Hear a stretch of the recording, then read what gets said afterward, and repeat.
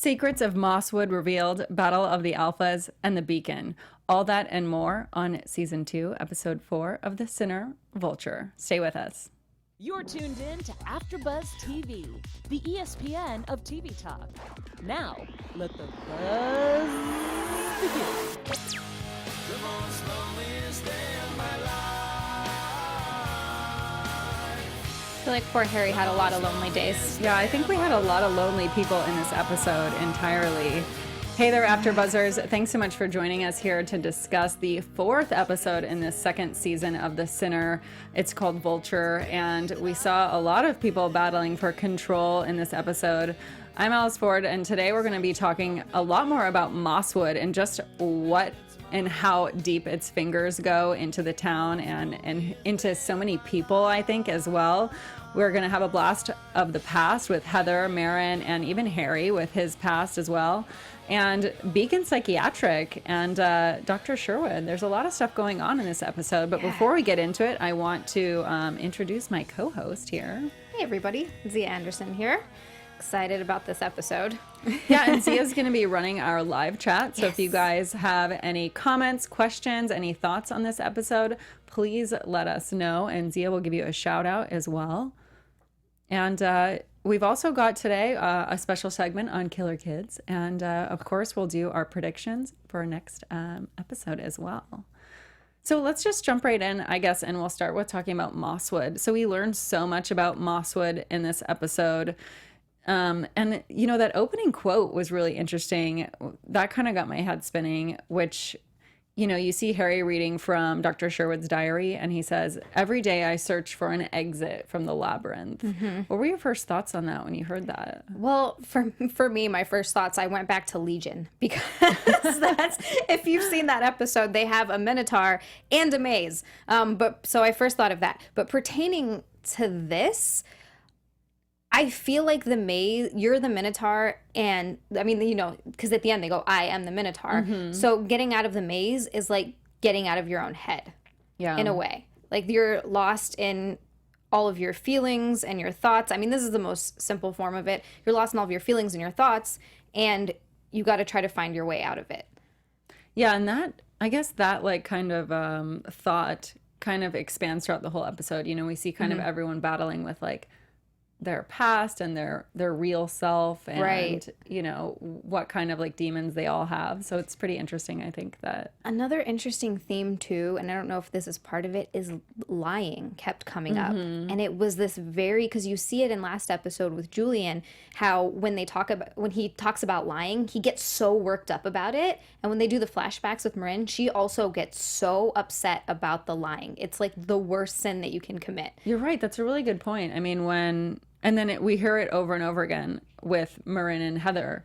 And she's like, "You keep lying to yourself. We're not going to do this anymore because you keep lying to yourself." And then even her dad, Heather's dad, like did not want to tell Heather what Marin had really said, which I thought, I mean, obviously he doesn't want to like hurt her feelings. Right. But it's kind of the point where so much is happening and it pertains to her investigation now that it's his daughter and he wants to protect her, but it's time to give it up. Yeah. Like you need to start telling her everything. Yeah, absolutely. And what about the DA and the chief? You know, they told Heather to kind of like I was really push proud back of Heather.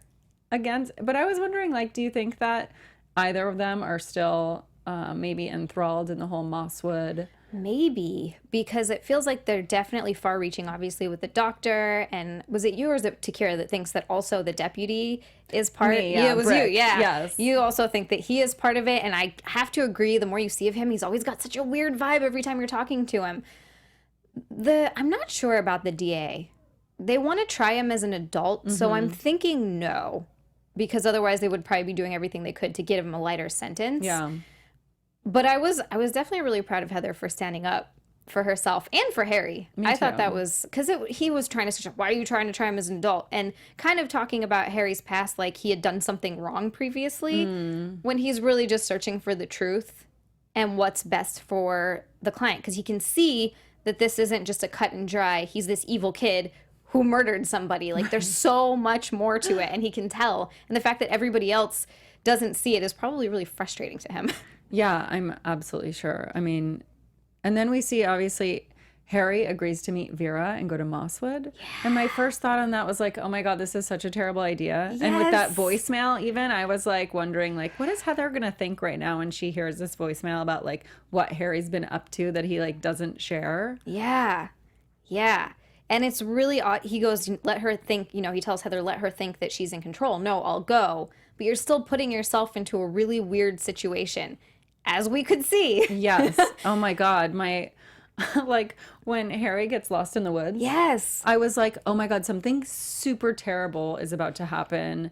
And then obviously it didn't. Right. But I was just thinking like, oh my God, that he's going to get like trapped or killed or I don't know. I don't know what you guys think in the chat either, but if you Yeah. have a thought on, what you thought was going to happen to Harry at that moment, let us know. It was really, I kept thinking as he was going into it, I was like, I just have a bad feeling about this. Something bad is going to happen.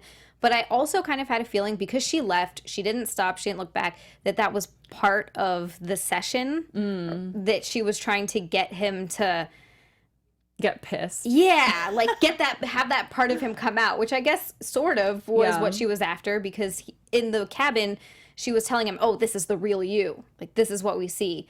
So she's trying to, I guess, draw out all of the darkness as well as the light. So you kind of face both, which when you think about it like that, and some of the, like the woman was saying when she was talking about, I think his name was Lionel. Yes. Yeah, the Beacon. Talking about his book, she's like, it's too bad that things got so carried away because he actually had some very interesting points and some very interesting theories. And all of that sounds, if you're really thinking about it, legit. You're like, oh yeah, I can see how you would work on that in a therapy session. That actually kind of makes sense. But there's clearly something else that doesn't make sense. Right. And What is it? I agree with you because, listening to Vera, you start being like, oh, okay, yeah. Like, it doesn't actually sound that bad. You're like, okay, like, yeah, get to know all of your own personality, like the things that are bad, the things that are good, and work with it all. You're like, Right. that doesn't sound bad. So you understand maybe why people are so easily drawn into Mosswood. Yes, but I feel like there's more to it, especially when yes. Heather finds that video and you see that man who had a bloody nose. First of all, how did he get the bloody nose? Second of all, what was he beating on? I think he was beating up a person. It was. I thought so too. Yeah. That seems insane, but obviously, Well, yeah. That's So, insane. but what else are they doing? Like, what else are these people Right. doing when they're in these kind of like reliving their past trauma Right. sessions? And who else are they killing or beating up or who knows? I know, and especially because during sessions, she was saying they're private, they're confidential, but then in that tape session that Heather found, they were surrounded by a whole bunch of people. Right. What was that all about? I don't know. But then, yeah, you just brought up a good point. So one of the other things Vera and Harry talk about is that tape that she shows him. Right. Oh, this is what I found. This is what I brought you here for so you could listen to this tape of Bess. She can't have children, so Right. So she's like, I think that's why she kidnapped Julian. Right. But she obviously was trying to hide the fact that they kidnapped Julian. Like, she didn't go searching for anyone. She didn't come out and say like, oh no, they had my son. She lied and said they went on a trip. There's no real reason to do that. Right. If they really did take him. Well, do you think her manipulation of Harry is working at all? Or do you think he's like just playing that? I think he's just playing it. I think he's beyond it. Although I don't know, during the session, maybe it actually is doing something for him. Yeah. But I don't think that he's gonna suddenly join her side. Boy, I hope not. I hope not either. I hope not have- either. Oh, I was going to say, sorry. Johnny Utah in the chat said they kept saying return to ritual throughout the episode.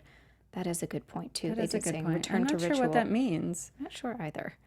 If you have any theories on what that might mean, Johnny, let us know, because they did keep saying that, and that was so strange. I mean, but if we see in that one tape that they find if that is a ritual, maybe that group therapy type thing where they're battling and going back to their trauma and reliving it. But I would think that you would want to like, okay, you've dealt with it now and you know it, so get rid of it. Right. I don't know why you'd want to keep reliving it. You'd think if you had some terrible thing and now you're beating people that you wouldn't want to keep doing that. Exactly. I feel like that's the whole point.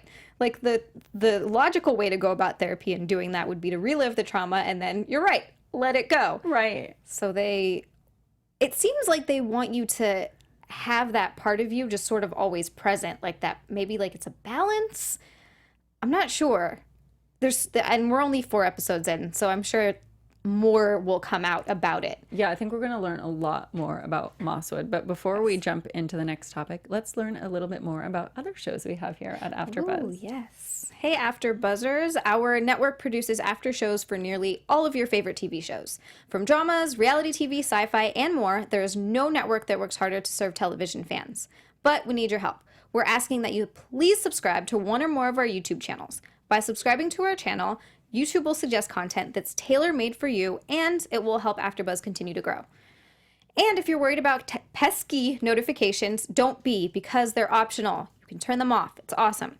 So hit that subscribe button now for this channel and check out our other AfterBuzz YouTube channels as well.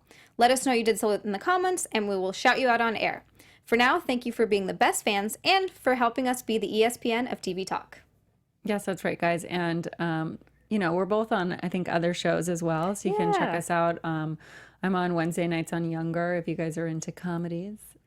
Also, if you like this, you might like Castle Rock, which is another cool suspense, also on Wednesday nights, 7 p.m. Awesome. Yeah, so check us out there. But let's talk about a little bit more about just the religion side of Mosswood and the beacon. So we hear a lot about this rock in this episode, at least a little bit more, and just like what it is. I kind of liked that Vera was like trying to be nice and like explaining a little bit more about, oh yes, this is for this and this is for that. And, we hear a little bit more about the rock and how it's been played out in other, civilizations and, with the Seneca, she said, with the Native Americans. And one of the things that I actually looked up, which I was going to make a video on last week, but I didn't get to it, was other religions that actually have these similar beliefs. And there's actually in Uganda a religion called totemism, was spelled with a T in the middle, which is very similar. So in their religion, they believe that there was a sacred hill, basically, and 2 lovers went and had sex on the hill. And the gods got really mad, so they locked them inside this rock for eternity as punishment.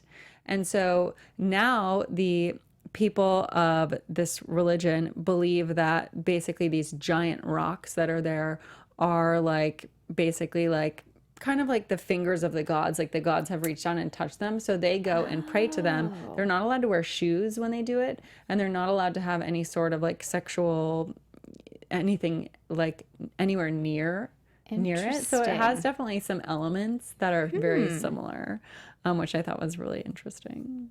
Yeah, that's very cool. And I wonder that this definitely seems to have some similarities. I wonder if there will be more that comes out. Because she did say that they were locked in the rock for breaking their vows. Maybe that was another sexual thing. Like they vowed to just be with each other. And that's why sex seems to be frowned upon in Mosswood. Although I'm not 100% sure on that. We have Jasper Siho in the chat. Siho, I'm sorry. I'm not sure if I'm saying that right. Says that Return to Ritual is one of Jeffrey's books. Oh. So that makes sense. Okay, so they must talk about something in there also, which I hope we'll find out. And then Johnny Utah says, yes, burning of the personal possessions was a ritual. Beating someone up while cursing your father is a bit extreme. Yes, I agree. Yes. And for any of you, those of you that are interested in maybe finding out a little bit more about the labyrinth and, real ties to real stuff, there's actually an article in Psychology Today that I found that I'll put in the comments later tonight on why myths still matter. And it's about therapy, psychotherapy, and the labyrinth. And they talk about the Minotaur in there as well. So for any of you that want to do some extra reading to kind of tie it into real life, it's an interesting read as well. But yeah, so that book, Escaping the Labyrinth, Heather then finds when she goes in that storage unit as well, which obviously that storage unit was for Julian. Right. It was even in his name. Which is so weird. How do you put a storage unit in a 10-year-old boy's name? I have no idea. That's so strange. Because normally you need like an ID or as an something. adult. Johnny Utah has another really good point here. He says, I think the rock is supposed to be the beacon guy. That's why there's a light shining on it. That's an interesting thought. Well, I wonder what happened to the beacon also.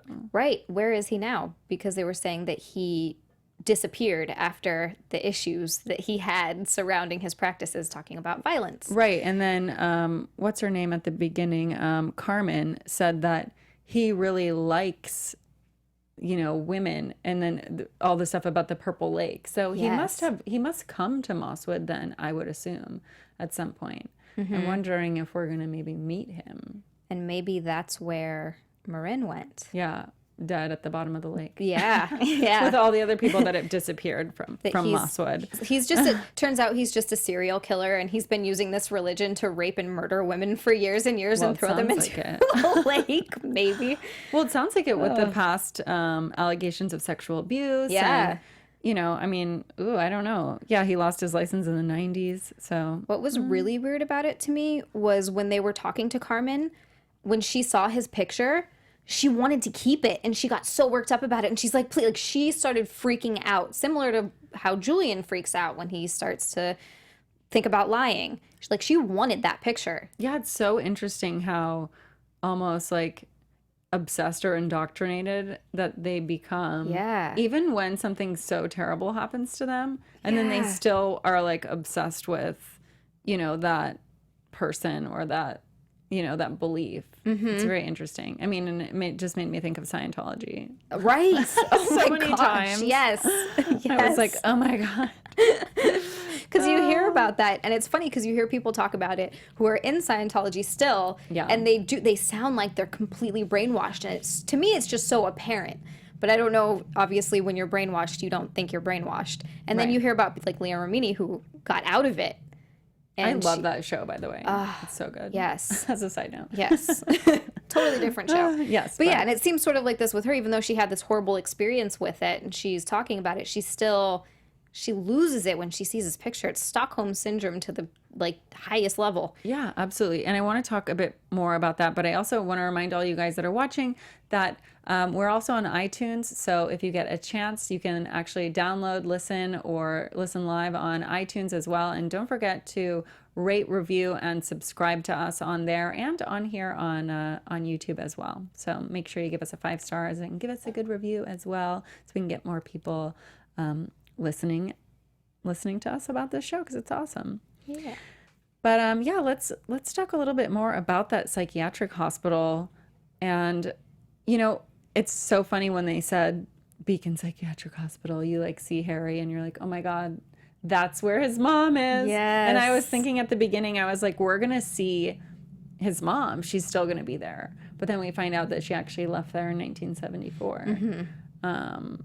So, and I know we talked in some of the last episodes that we thought maybe she was still alive. And I don't know. I mean, I guess that means she's not alive. I'm thinking no, unless he had such a bad experience with her that, because she would be very old. Maybe she's in a home somewhere, but he can't bring himself to go see her. But it seems to me with his character, he would feel obligated to go visit her. And he would still see her every once in a while. Yeah. Because it was obviously a really bad memory for him being back there. Because it kind of took him back. I love how they did that, how they brought him up as a kid and then back to present. Too. Yeah, I love that. That was great. But he definitely has issues with it still. So maybe he's just not seeing her. But I'm thinking it's more likely that she's dead because he's older. Yeah, he is older, yeah. So if she was alive, she'd be very old. That's true, yeah. I also loved how he uses his own personal experiences to get people to talk. He's so good at that. So good at that. Yeah. Yeah. Almost as good as Vera. Yes. She's so sneaky. Oh my gosh, yeah. I mean, and then obviously at the psych hospital, we learn more about Carmen Bell and that that she actually went to see the doctor for an abortion and he took out her uterus. I almost forgot about that and I don't know how. I was like, oh my insane. God, what the hell? And then she still likes the Beacon. It's right. What is wrong with you? And the other thing is, did they make her go get that abortion or did she want to get it on her own? I think that they made her. That's what I was thinking too. Yeah. So how many other women have they made to get abortions? Right. Because Julian is the only kid there. And there's obviously women there and men. That are obviously sleeping together, even though they're maybe not supposed to. But I'm wondering too, because that made me think when they were like, she had to get the abortion, I was thinking, I wonder why Marin, if that's really who it was that had Julian, was allowed to come to like full term. Do you think Yeah. she like ran away and then was brought back and like Maybe. captured? Maybe that's why he was even born at all, because she Yeah. left and then they found her again before he was born. Right, and they like captured her and then killed her after Julian was born and threw her in the lake. Oh my God. Not to get into any predictions. No, it's so funny. Right after or before you say that, there's a comment. Katie, I'm gonna butcher this last name, and I'm so sorry. Desrosiers? Desrosiers? Oh boy. I'm sorry. Katie says, I feel like with this show, you think you know where it's going until something crazy comes up, and then they totally do a 180 on us viewers and blow our minds. So it's hard to think of predictions when they always turn the tables on us in the last second. Yes, they did that to me with season 1. If you haven't seen it, I tried to guess the whole time and I was completely wrong. Oh yeah. Yeah, season 1, same. There was like so many ways my mind was going. And same with this. I mean, it's like there's so many things I've predicted. Ooh. Might not be right. Johnny Utah, you are on fire, sir. He said, I noticed Bess, Marin, and Carmen all look alike. Bess and Carmen also had issues with childbirth. Coincidence? They do all look really similar. That's true. Maybe he has a type. Well, but the issues with childbirth, I mean, I'm wondering if they like either sterilize you when you go in there or, maybe that's what Dr. Sherwood was doing. Is Maybe. like taking out everyone's uteruses against their will, That would be so when crazy. they're at the hotel in the middle of the night and don't Right. know where they are. Well, I mean, that wouldn't even, to me, that doesn't even seem far-fetched because he killed himself. Because whatever so he had did. to be doing something super terrible. Right. What was it? He was sterilized. He was just taking everybody's uterus. They're going to find bodies and all of the missing women are going to be dead in a lake with no uterus. Yeah, I think so. I think so. It's definitely going to happen. Oh, Johnny Utah also says, perhaps Bess and Adam were taking Julian to the storage unit, or they were going to stop there along the way. So, like, they were stashing things for him there? Well, it's interesting that they only had things for Julian at that storage unit. Right. And not for themselves. And then they had like a sleeping bag, like they were going to leave him, like store him there. Like, Yeah. okay, bye. We've dropped you off.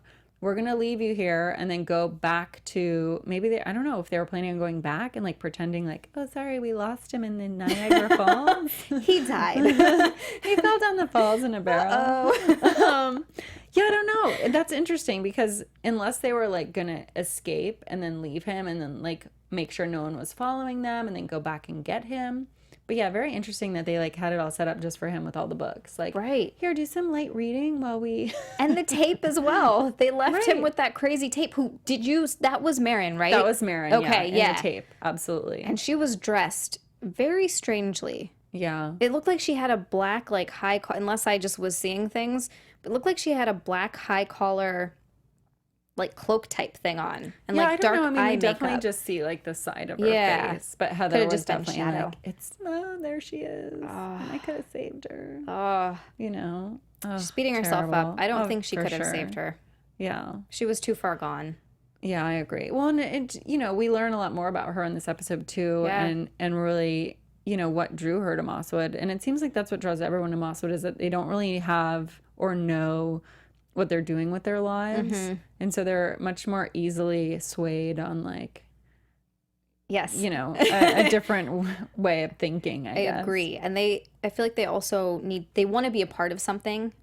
And I feel like they all come from places where they don't have the best family, where they don't have a family. And so that kind of becomes their family. And when you have issues, it's easy to see how somebody like a psychotherapist or someone like Vera could draw you in with all these promises of we can fix you with this and we're going to live out your traumas. And it's very cult mentality. And it's something that you kind of see with every cult you hear about. It's always something like that. Yeah. Crazy. I know. Well, before we get into our special segments, I also wanted to just talk about that ending with Harry. Yeah. That whole scene in the cabin, because at first when they were going in the woods, I was like, where are they going? Because they were already at Mosswood. I was Right. like, I definitely thought there was something weird going on. But then when she says, oh, this was the Beacon's house, it's his cabin. Weird. And then that whole thing when she grabs her crotch. Yes. I was like, oh my God, is she gonna are they gonna have sex? That's what I thought too. I was like, oh, they're going to do it. Oh no. Yeah, and then it's gonna be real weird. It's going to be super weird. He's compromising his whole investigation. That's what I was nervous about him going there, is him compromising his entire investigation by her putting him in some weird situation, which she kind of did, because we don't know how it ended. I know. Yeah, so and let us know what you guys think in the chat, because then we obviously see, Harry get kind of like pulled into, what she's trying to do with, the both sides of his personality, and we see him kind of have those flashbacks. And then he wakes up, and I was like, oh, he's in the cabin. And then we see that he's actually at the hotel. Yes. Where the first murder happened. Yes. And then he looks into the bathroom, and it kind of pans up, and then that's the end of the episode. I know. And all of his stuff was in there from the locked trunk of his car. What did they do to him? I don't know. And the other question is, does he remember? Like what happened? Yeah, because it woke up and He woke up and it seems like he didn't remember what was going on. So did she drug him, or like where did that? That's so funny. Jasper, again I'm so sorry, you guys. Jasper Siho, she knows he likes it rough. Well, you bring up a good point, Yeah. Jasper, because she seems to know way more about him than she should by being like, did your mother ever leave you in the woods alone? And I was like, how would she know that? Right. She also, Johnny Utah also said he got off when she was applying the bandages. I didn't even catch that because it hurt. Oh my gosh, you're so right. And she looked at him weirdly and was like, are you okay? And it wasn't pain. It was like, I'm getting pleasure from this. Yeah. Oh. And then when he woke up in the hotel, he like looked at his shoes and then was he like looking at his feet to be like, oh, my ankle no longer hurts? Maybe. I wasn't sure like what that meant, but I know his shoes were all roughed up. Yeah, they were all muddy. So it proved that he was definitely out in the woods. Yeah. Doing something. Oh, do you think he maybe thought he was dreaming the whole time? Maybe? I don't know. But still, why would he wake up there? I don't know. But before we get into predictions, guys, we're going to do our special segment. My favorite. And I don't know if we have any creepy music for you guys tonight. Oh, we do. Perfect. Thank goodness. So last week we had a crazy redhead, and today we have a gentleman named Joshua Phillips. And I think we have a photo of him on the screen, but I'm not really sure because our screen isn't working in here. So hopefully, fabulous. So he was convicted of murder in Jacksonville, Florida, and he was convicted in 1999 of murdering an 8-year-old neighbor, Maddie Clifton. Ooh. So he was 14 at the time, and basically what he did was he was, I think, playing with this girl, because they were neighbors, and they were playing with a baseball bat at his home, and he accidentally struck her in the eye, and her eye started bleeding. Well, his story is that he panicked, fearing for his father, that he would be really mad. So he strangled Maddie with a phone cord, and then also stabbed her 11 times just to make sure she was dead. And then he hid her body in the pedestal of his waterbed, where his mother later discovered it a week later. Yeah. Wow. Stuff like that you hear, and you're like, that can't be a real human. Right, At it's 14? crazy. And then, it gets even worse because the autopsy, they later did an autopsy and it revealed that there was no sexual assault, but Maddie's body was found nude from the waist down, which is even like really gross. Yes. And She was 8. Yeah, 8, and he was 14. And so Philip's father was actually very abusive, and so they think that maybe that could have, led to it usually is craziness. It's always something like that with serial killers, like Ted Bundy. I know had a really weird relationship with his mom. Yeah, I think, was it Casey also? It's always something like that. Yeah. Don't and beat I your think kids. that he's still in jail. Let's see here. Life in prison. Yep. Eligible for a sentence review in 2023. And if you want to go visit him, he's incarcerated in the Cross City Correctional Institution. You can go ask him about it and be like, why? That's I right. don't recommend doing that. I don't either. No, not recommended, guys. Wow, that's so. These never cease to amaze me. Each week, I'm always still amazed and surprised by how horrific and insane it is. Yeah, well, it's crazy to just think that you could be a child and have that much hatred in you already. Yeah, and just lack of empathy. Like I feel like if I killed somebody, it would obviously be by accident. It would ruin my life. Like I don't think I could live with Absolutely. myself after that. But then they show no remorse is what's insane. Yeah, it's crazy. I'm actually working on a horror movie right now. And we have like some kid actors. And it's funny because yesterday we were doing a scene where they have like their first person that they kill. And so it was funny because the director was like, okay, it's your first kill, so you have to be really freaked out afterwards. You know, like breathing heavy, like, you know, like you just killed the first person you've ever killed. Right. So really be freaked out. I don't know. These It kids just made are me like, think of okay. that. They're like, oh, okay. Yeah. Let me just like try and get into that.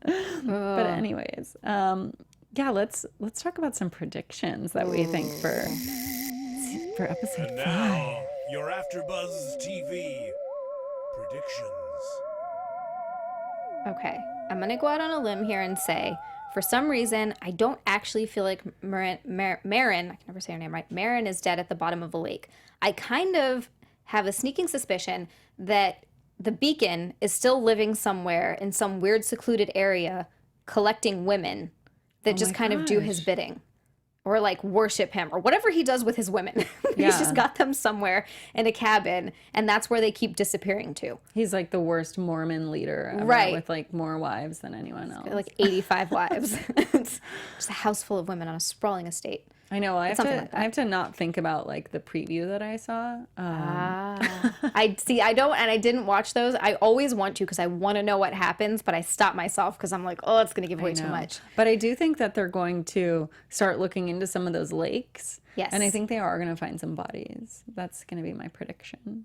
That's And a I good won't one, give any too. predictions on Julian because I did see the teaser for the next episode. Ooh, okay. Oh my God, I'm excited. But I think there's going to be some crazy stuff happening in the next one. If anyone has any predictions, Yeah, let us definitely know, you guys, in know. the comments. Leave them in the comments on YouTube. We can read them next episode. Yes. And tweet us if you want. And Zia, where can they find you? It doesn't have to be Twitter, Facebook too, social media, anything. You can find me on Twitter and Instagram, although I must warn you, I have no tweets. But I do have on Instagram and Twitter. You can find me both at Zia_land. It's spelled XIA_LAND. And then also this Sunday night for Marvel TV Weekly, we talk about our favorite X-Men movies, I believe, which I'm excited. Oh, that sounds awesome. Yeah, I love that. Well, and you guys can find me on Twitter at Alice L. Ford and on Instagram at Alice's Adventures on Earth. And if you have any other predictions that you want to chat about, you can definitely hit me up on Twitter and I will get back to you. And make sure that you like this video that you're watching right now if you're joining us in the live chat, and leave us any comments that you want afterwards. And for those of you that are listening afterwards, leave us your comments too. We want to know if you have predictions and what you think about all the things that happened in this awesome episode. So that's all that we have for you today. And we will see you guys next week for episode 5 for, I think, a lot more excitement. Oh, yes. So much more is going to happen. I'm excited just about it. Me too. So bye, guys. See you next week. Bye. From executive producers Maria Menounos, Kevin Undergaro, Phil Svitek, and the entire AfterBuzz TV staff, we would like to thank you for listening to the AfterBuzz TV network. To watch or listen to other after shows and post comments or questions, be sure to visit AfterBuzzTV.com. I'm Sir Richard Wentworth, and this has been a presentation of AfterBuzz TV. See you later. The views expressed herein are those of the hosts only and do not necessarily reflect the views of AfterBuzz TV or its owners or principals.